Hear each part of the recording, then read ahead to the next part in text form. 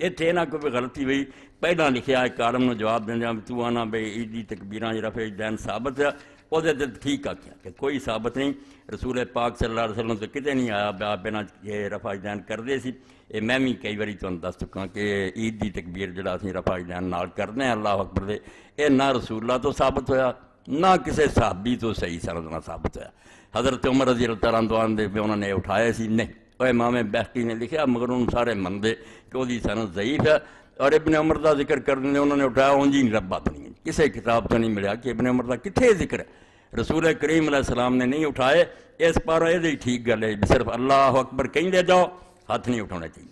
مگر انہوں نے تانا دیتا انہوں دوسرے عالم نوں سید صاحب کو بھی جنازے بھی پھر اٹھایا کرو، کیونکہ حضرت ابن عمر تو صحان ابن عمر انہو کانا یرفع یدیہ فیہم کہ عبداللہ بن عمر جنازے دی تکبیران ہاتھ اٹھاؤں دے۔ اے واقعی جڑے لوگ بے اصولی کر دینا کبھی کسی صحابی نو من لیا انہوں نے ادھا ہی پڑھنا چاہیے،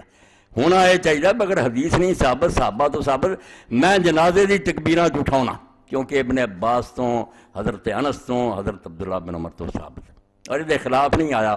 کہ نہیں اٹھایا کسی نے، کوئی نہیں، صحابہ کرام سب تو آیا بے جنازے جدوں اللہ اکبر ہوندے جان تے کرنا چاہیے۔ اس تو سید صاحب اگر نہیں سی منیا تو انہوں پڑھنا ہی چاہیے، تو کی کرنا کدی صحابہ نو لے لینا، ایک گل تیرنا چاہیے، مگر عید دی تکبیران امان عمر فارواہ البہقی بسند ضعیف، حضرت عمر تو جڑی وہ بھی ضعیف ہے، ابن عمر تو جڑی فلا مالک